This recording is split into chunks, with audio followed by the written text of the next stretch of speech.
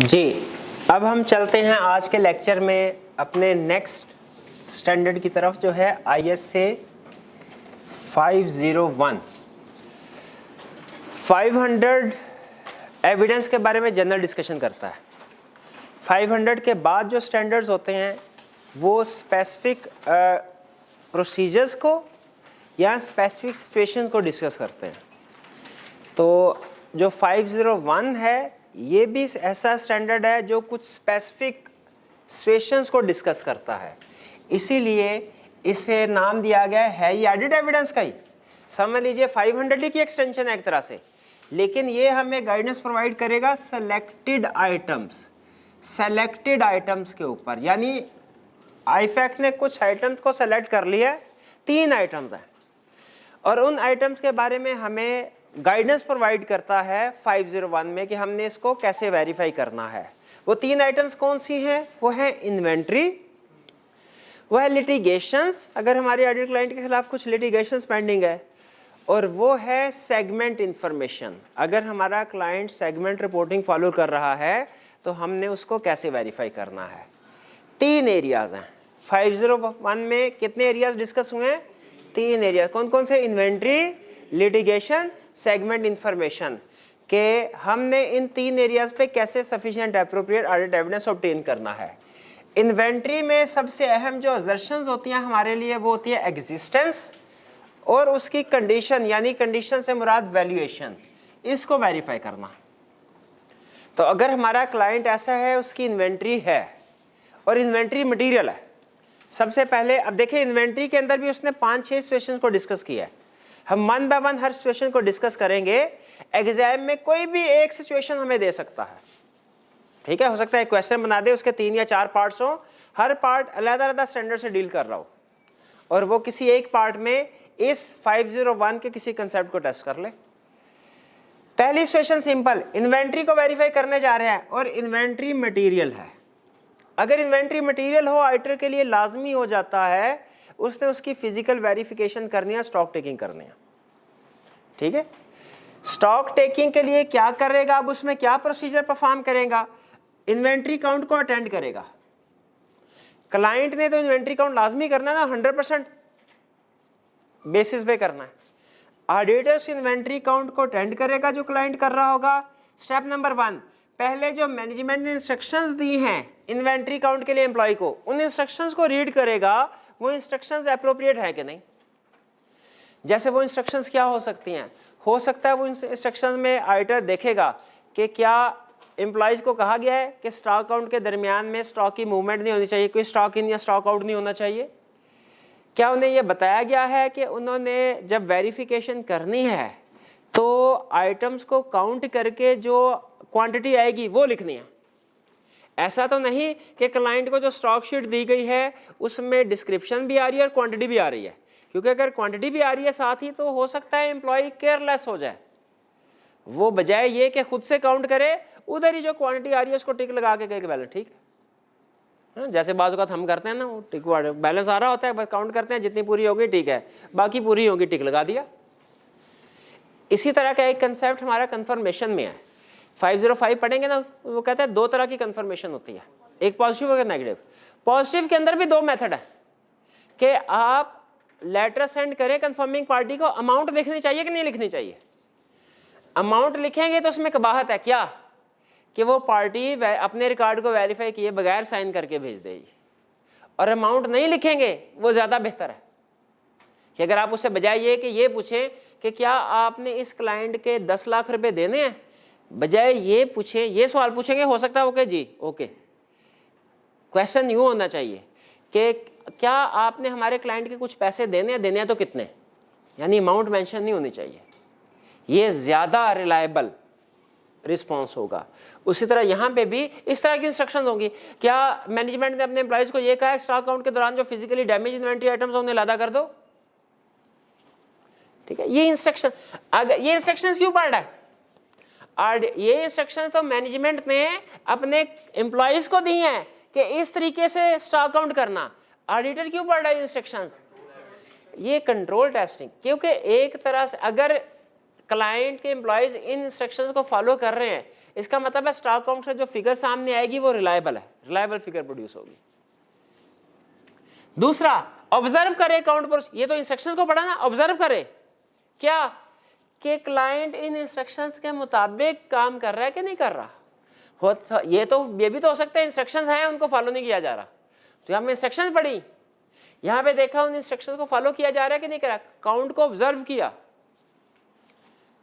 और फिर तीसरे नंबर पे खुद भी काउंट कर लिया इन्वेंट्री को, लेकिन टेस्ट काउंट, टेस्ट का मतलब सैंपल बेस पे,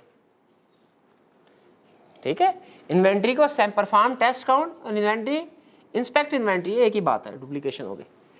फिर इन्वेंट्री के साथ साथ इन्वेंट्री के रिकॉर्ड को भी देखा कि वो भी करेक्ट है कि इन्वेंट्री के रिकॉर्ड से क्या मुराद है, वो तो स्टॉक शीट हो गई, वो भी ठीक है कि स्टॉक शीट ठीक है कि नहीं, कहीं फिजिकल बैलेंस और बुक में फर्क नहीं है। और इन्वेंट्री का काउंट, कि इन्वेंट्री काउंट का क्लोजिंग बैलेंस फिजिकल स्टॉक के क्लोजिंग बैलेंस के साथ मैच कर रहा है कि नहीं कर रहा। आप काउंटिंग में पढ़ते थे ना वो शुरू के लेवल की इंट्रो में, रिकंसिलिएशन बना करती है अगर ये बैलेंस मैच ना हो रहा हो, फिजिकल बैलेंस की और बुक बैलेंस की रिकंसिलिएशन। तो ये देखना हमने इन्वेंट्री से रिलेटेड जो रिकॉर्ड मेंटेन हो रहा है वो भी ठीक है कि नहीं। ये इस रिकॉर्ड में, इन्वेंट्री रिलेटेड रिकॉर्ड में स्टॉक शीट भी आ जाती है, इन्वेंट्री का टी काउंट भी आ जाता है, और वो आपको याद होगा FIFO weighted average ledger card होते थे वो भी आ जाते हैं। सारा रिकॉर्ड ठीक होना चाहिए, ठीक है। ये तो काम प्रोसीजर करने कब, जब इन्वेंट्री मटेरियल है। अच्छा फर्स्ट कीजिए इन्वेंट्री मटेरियल है, लेकिन किसी वजह से ईयर एंड पे स्टॉक आउट नहीं कर सके हम, ईयर एंड के बाद कोरोना की वजह से या किसी और वजह से 31 दिसंबर ईयर एंड है, 31 दिसंबर की बजाय 20 जनवरी को स्टॉक काउंट किया, क्या ऐसा हो सकता है। इस सूरत में आप क्या करेंगे बताइए, स्टैंडर्ड क्या कहता है, इसको छोड़िए, आप बताइए आप क्या करेंगे। सबसे पहले तो 20 जनवरी का स्टॉक काउंट कर लेंगे, 20 जनवरी को ये प्रोसीजर हम परफॉर्म कर लेंगे। 20 जनवरी को स्टॉक काउंट कर लिया, अब क्या करना है, वर्क बैक करना। वर्क बैक कैसे करेंगे, परचेजेस होंगी माइनस कर लेंगे और जो सेल्स होंगी उसे ऐड कर, ये काउंटिंग वाला काम है। ये मैथमेटिकल एक्यूरेसी तो दिखाएगा, लेकिन जो परचेजेस क्लाइंट ने आपको बताई हैं वो ठीक है कि नहीं, ये कैसे पता चलेगा। ये हमें पता चलाना चाहिए, चेक करना चाहिए कि जो परचेजेस और सेल्स दी गई वो ठीक है कि नहीं। कैसे पता चलेगा, सपोर्टिंग डॉक्यूमेंट, यहाँ पे सपोर्टिंग डॉक्यूमेंट बताना पड़ेगा, परचेजेस को GRN के साथ, सेल्स को गुड डिस्पैच नोट के साथ। और ये वर्क बैक करने के लिए जरूरी है कि आपके पास रिलायबल इन्वेंट्री रिकॉर्ड मौजूद हो। अगर क्लाइंट के सर मेरे पास तो सेल परचेजेस का डाटा ही नहीं है, ठीक, सेल परचेज का डाटा ही नहीं, अगर इन्वेंट्री रिकॉर्ड प्रॉपर नहीं है तो फिर वर्क बैक करके वेरिफिकेशन करना आपके लिए मुश्किल हो जाएगा। तो स्टेप नंबर 1 में क्या करना है, अटेंड इन्वेंट्री काउंट, जो कि फ्यूचर डेट पे हुआ होगा। फ्यूचर डेट से मुराद 31 दिसंबर पे नहीं, 20 जनवरी को, 15 को, 25 को। फिर ये वर्क बैक करने के लिए प्रोसीजर परफॉर्म करना है। क्या प्रोसीजर परफॉर्म करना है वर्क बैक करने के लिए, सेल्स को लेस परचेज, सॉरी सेल्स को ऐड परचेजेस को लेस, और फिर डाटा को भी चेक करना है, रिकॉर्ड को भी चेक करना है रिलायबल है कि नहीं। अगर रिकॉर्ड रिलायबल नहीं है रिकॉर्ड, तो फिर स्कोप लिमिटेशन होगी। अच्छा, इन्वेंट्री के 2 प्रोसीजर होते हैं, सॉरी 2 मेथड होते हैं इन्वेंट्री का रिकॉर्ड मेंटेन करने के, एक पीरियोडिक, एक परपेचुअल। कौन सा ज्यादा बेहतर है ऑडिट पॉइंट ऑफ व्यू से, परपेचुअल ज्यादा बेहतर ऑडिट पॉइंट ऑफ, हालांकि अकाउंटिंग में दोनों सिखाते हैं आपको, audit point of view perpetual क्यों बेहतर है, हर परचेज और सेल का रिकॉर्ड मेंटेन हो रहा है, और किसी भी पॉइंट ऑफ टाइम पे आपको पता है बुक बैलेंस कितना है, इन्वेंट्री का फिजिकल बैलेंस कितना है, रिकंसाइल कर सकते हैं। पीरियोडिक सिस्टम में रिकंसिलिएशंस नहीं बन सकती। ये दोनों में फर्क समझ आया। इसमें क्या सीखा, ईयर एंड में ही अगर काउंट करना है क्या प्रोसीजर होंगे, इसमें क्या सीखा, ईयर एंड के लिए आगे पीछे कोई भी डेट हो सकती है। जाहिर है अगर पहले की डेट होगी जैसे 15 दिसंबर, तो वो हम वर्क फॉरवर्ड करके बैलेंस एस्टिमेट कर लेंगे, समटाइम ऐसा भी हो सकता है। अगर इन्वेंट्री थर्ड पार्टी की कस्टडी में है, क्या ऐसा मुमकिन है, हाँ बिल्कुल मुमकिन है। आपने कोलैटरल के तौर पे किसी के पास इन्वेंट्री रखवाई है, प्लेज, या कंसाइनमेंट के तौर पे भेजी है, या किसी और वजह से शायद आपने सप्लायर से माल खरीदा और कहा अभी अपने पास ही रखो, हमारे पास जगह बनेगी हम मंगवा लेंगे। स्टॉक थर्ड पार्टी के पास है, कैसे वेरीफाई कर सकते हैं?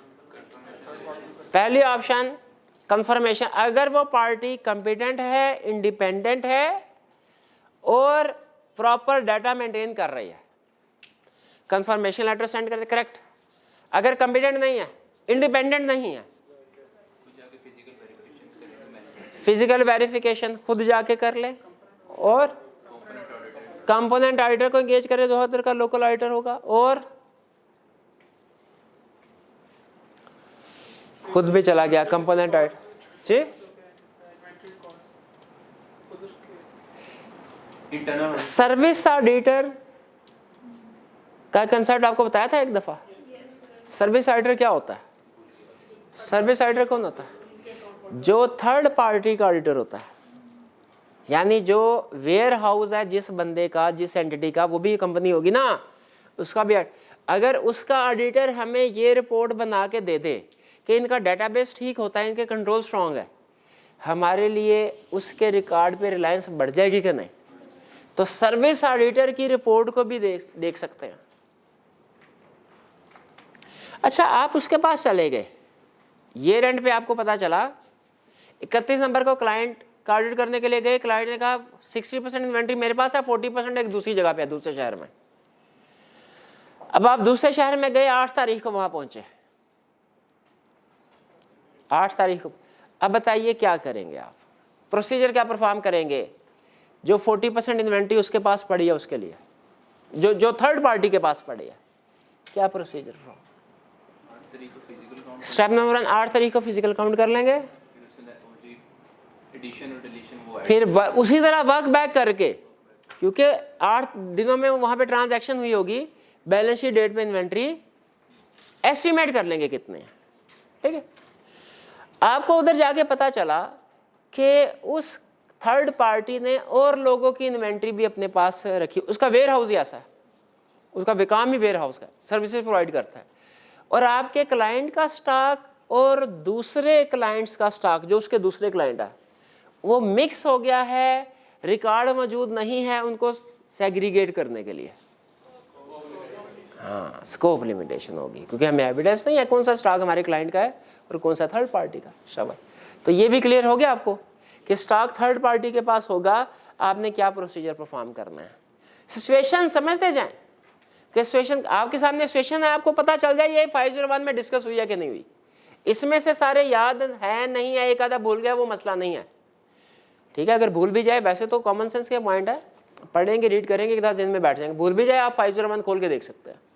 अहम चीज़ ये आपको कंसेप्ट पता हो, सीखा क्या है हमने, सिचुएशन क्या है। आगे चलते हैं। अगर इन्वेंट्री काउंट करना इम्प्रैक्टिकेबल है, समटाइम ऐसा होता है क्लाइंट की इन्वेंट्री की नेचर या लोकेशन ऐसी होती है, आप उसको स्टॉक काउंट नहीं कर सकते, ठीक है। जैसे फर्ज कीजिए वो डब्बे में बंद है, केमिकल है कुछ, डब्बा ओपन किया तो वो एक्सपायर हो जाएंगे, उनकी लाइफ जो है वो सिर्फ चंद घंटों की होती है, जब यूज करना तभी ओपन किया जाता है। इस तरह की इन्वेंट्री को आप फिजिकली वेरीफाई नहीं कर सकते। क्या करेंगे? अगर हम स्टॉक काउंट नहीं कर सकते इन्वेंट्री का, if attendance on inventory count is impracticable, stock count नहीं कर सकते, काउंट इम्प्रैक्टिकेबल है, क्या करें?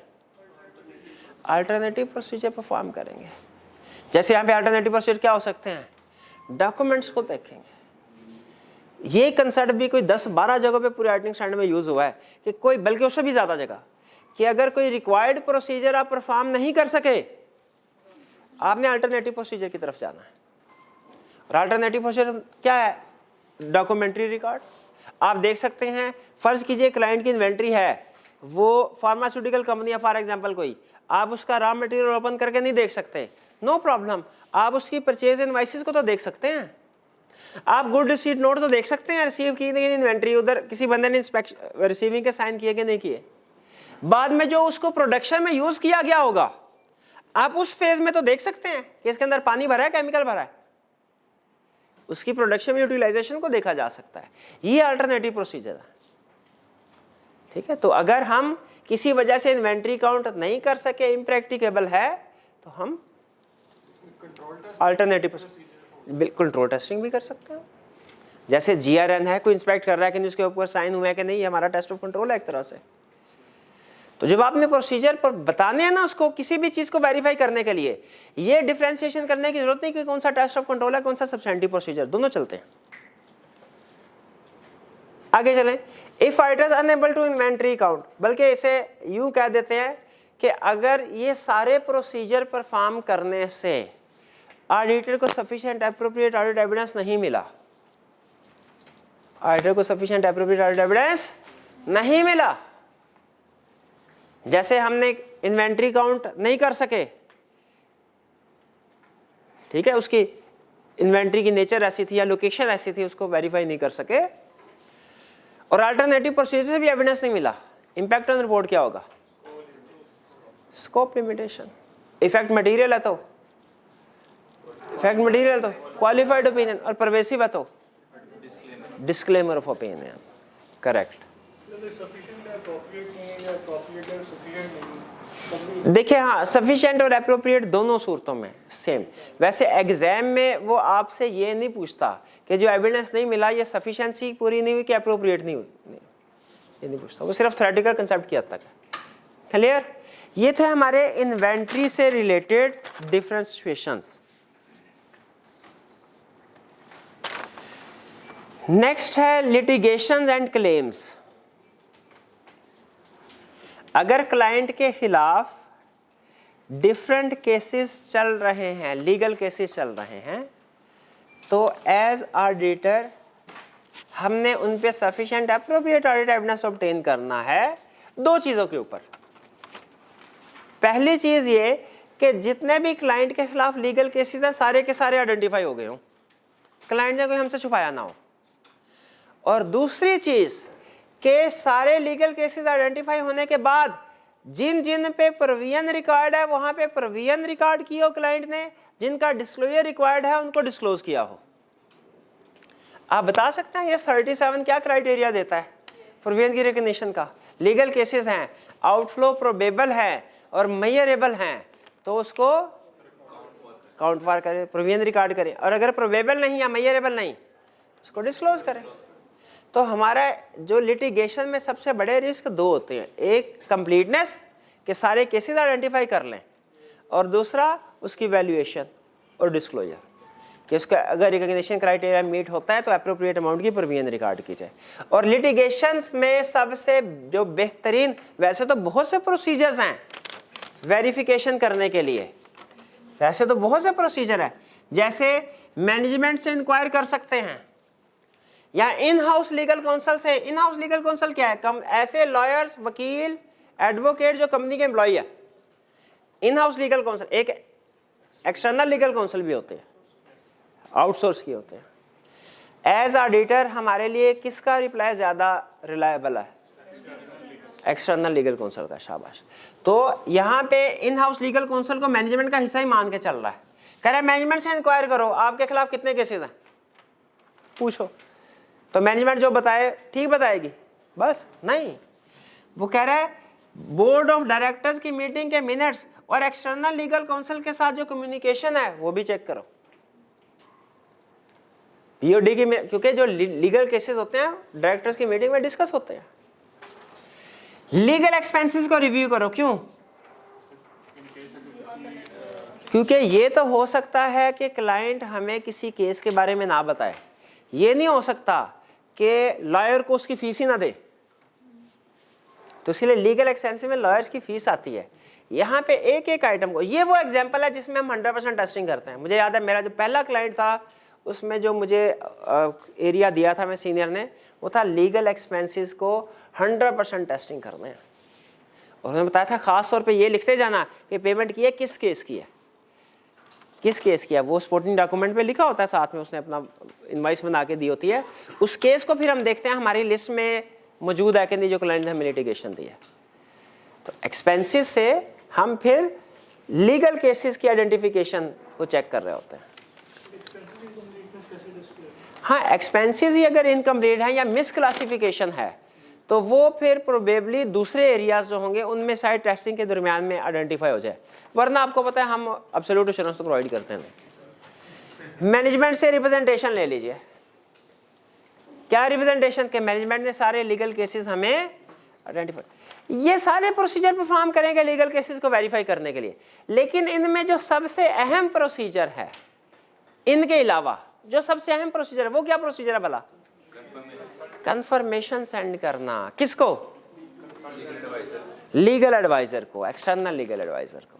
अच्छा, अब इसमें 3 पॉसिबिलिटीज हैं, ये ज़हन में रखिएगा। लॉयर को जब कंफर्मेशन लेटर सेंड करेंगे, कितनी पॉसिबिलिटीज हैं? 3। पहली possibility letter of general inquiry, दूसरी possibility letter of specific inquiry, तीसरी possibility direct meeting. Letter of general inquiry क्या है? लेटर ऑफ जनरल इंक्वायरी ये है कि हम लॉयर्स को लेटर लिखें कंपनी का और उसे ये कहें, सर कंपनी के खिलाफ जितने भी लीगल केसेस हैं जो आप लड़ रहे हैं उन सब की लिस्ट हमें दीजिए और बताइए आपकी असेसमेंट के मुताबिक कंपनी वो केस जीत रही है कि हार रही है। जिसमें लॉयर कहेगा कंपनी केस हार रही है उसकी प्रोविजन रिकॉर्ड करवाएंगे, जिसमें लॉयर कहेगा कंपनी केस जीत रही है उसका डिस्क्लोजर। यह है लेटर ऑफ जनरल इंक्वायरी। इसे जनरल का नाम क्यों दिया? क्योंकि इसमें ऑडिटर खुद से इंफॉर्मेशन, स्पेसिफिक इंफॉर्मेशन नहीं दे रहा, लॉयर से कह रहा है लिस्ट भी आपकी, असेसमेंट भी आपकी। पहली ऑप्शन है। इस ऑप्शन में रिस्क ये होता है कि जिस तरह हमारे कोड ऑफ एथिक्स है ना कॉन्फिडेंशियलिटी प्रिंसिपल के, उसी तरह हो सकता है लॉयर्स के भी कोड ऑफ एथिक्स हों जो उन्हें मना करते हों कि आपने इस तरह की इंफॉर्मेशन क्लाइंट की नहीं देनी, हालांकि हम क्लाइंट के ऑथराइजेशन के साथ भेज रहे होते हैं, लेकिन मे बी। उस सूरत में दूसरी ऑप्शन होती है letter of specific inquiry. Letter of specific inquiry क्या है कि लिस्ट ऑफ केसेस हम देंगे क्लाइंट को, सॉरी लॉयर को, और लिस्ट ऑफ केसेस के आगे जो मैनेजमेंट की असेसमेंट है ना वो भी हम देंगे कि सर मैनेजमेंट कह रही है ये इनके खिलाफ लिस्ट ऑफ लिटिगेशन, ये 10 केसेस हैं, इनमें से 6 में जीत रहे हैं, 4 में हार रहे हैं। लिस्ट ऑफ केसेस भी हमने दी, उसके आगे मैनेजमेंट की असेसमेंट भी हमने लिख के लॉयर को, और क्या कहा इसके ऊपर कमेंट कीजिए कि असेसमेंट ठीक है कि नहीं। यह है specific inquiry, letter of specific inquiry. एक है लेटर ऑफ जनरल इंक्वायरी। दोनों में फर्क क्या है भला? जनरल इंक्वायरी में कोई लिस्ट ऑफ केसेस नहीं दी जा रही, लेटर ऑफ स्पेसिफिक इंक्वायरी में लिस्ट ऑफ केसेस दी जा रही है, असेसमेंट भी दी जा रही है। तो दोनों ऑप्शंस हैं। वो कह रहे हैं आप अपनी ज्यूरिसडिक्शन में देखें, अगर लॉयर्स इस तरह की जनरल इंक्वायरी को रिस्पॉन्ड करने में रिलक्टेंट हो तो आप स्पेसिफिक इंक्वायरी का लेटर भी सेंड कर सकते हैं, ये भी एज एविडेंस एक्सेप्टेबल है। हालांकि इसमें थोड़ा थोड़ा रिस्क है हमारे लिए, ये हो सकता है उसने हमें कोई केस बताया, क्योंकि लॉयर फिर यही केसेस बताएगा, लॉयर अपनी तरफ से कंप्लीट इंफॉर्मेशन नहीं देगा, इसमें तो ज़्यादा हमारी लाइबिलिटी कंप्लीटनेस का भी कवर हो जाता है।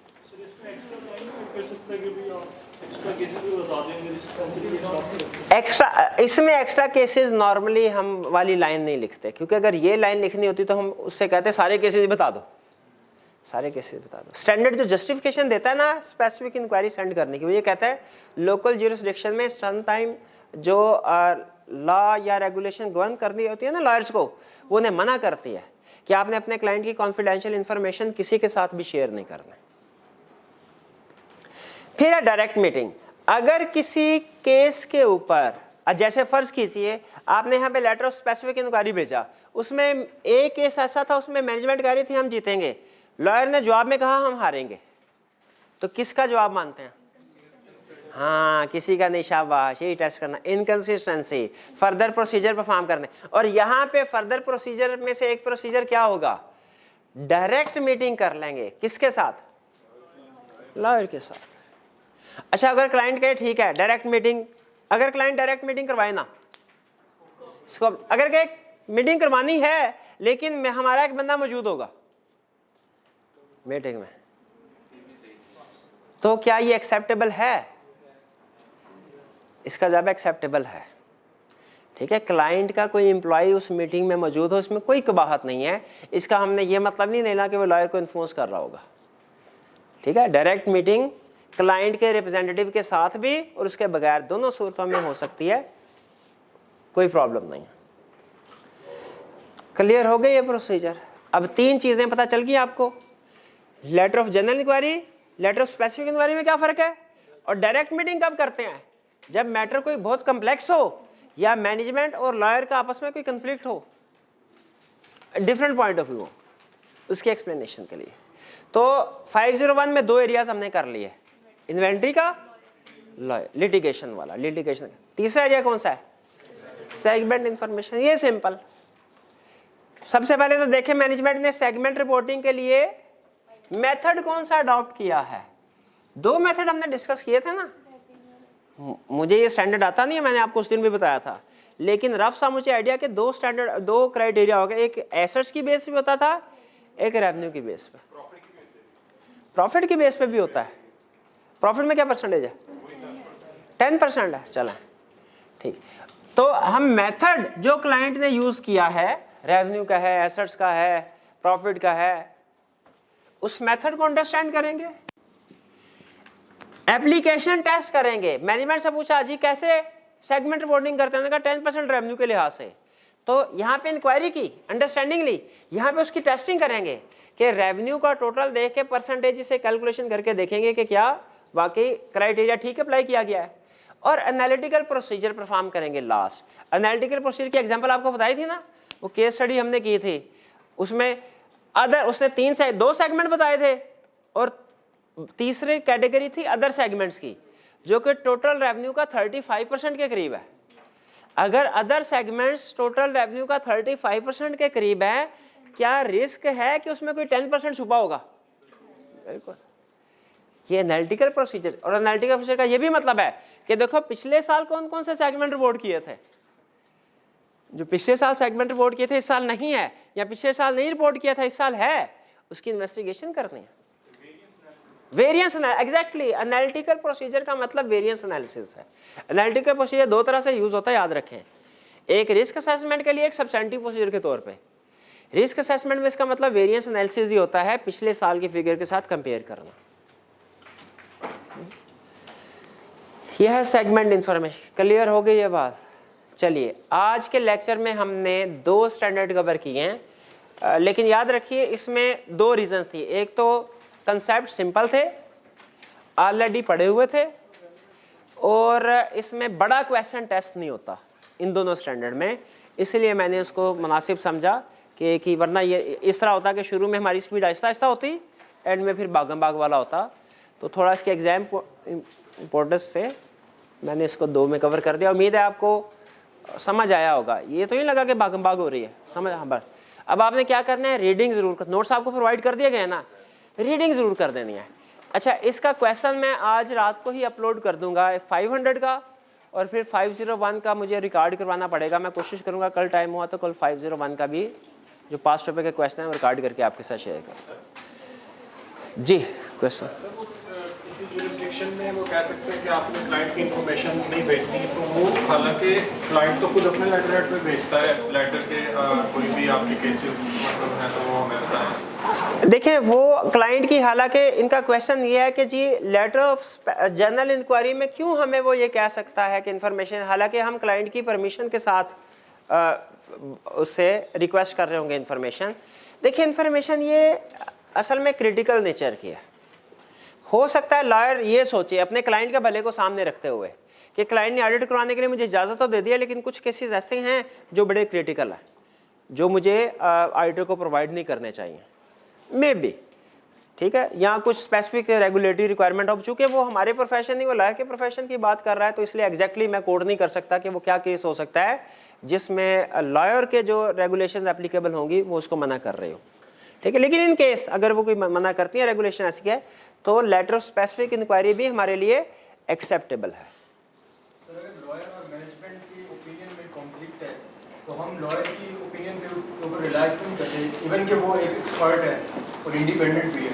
ठीक है, क्वेश्चन को मैं थोड़ा सा रिफ्रेश कर लेता हूँ। वो कहते हैं सर आपने हमें पहले पढ़ाया कि एक्सटर्नल एविडेंस मोर रिलायबल है इंटरनल एविडेंस है, तो अगर कभी एक्सटर्नल और इंटरनल की इनकंसिस्टेंसी आती है, जैसे इस केस में है कि लॉयर ने कुछ और कहा और हमारे क्लाइंट ने कुछ और कहा, तो हम सीधा लॉयर एक्सटर्नल सोर्स की बात पे एतबार क्यों नहीं कर लेते?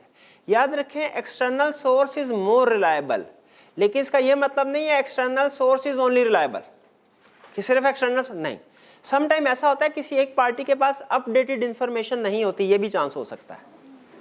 हो सकता है कि लॉयर जो है उस तक कोई लीगल केस, क्लाइंट ने कहा कि जी केस पेंडिंग है, लॉयर ने कहा जी पेंडिंग नहीं है, मे बी अभी उसका नोटिस सिर्फ सीएफओ को मिला हो और उसने लॉयर्स को अभी कम्युनिकेट ना किया हो, या मे बी लॉयर कह रहा है कि केस है, सीएफओ ने कहा नहीं है, शायद इसलिए कि सीएफओ कोई आउट ऑफ कोर्ट सेटलमेंट की निगोशिएशन कर रहा था बाले बाला और वो थर्ड पार्टी एग्री हो गई है।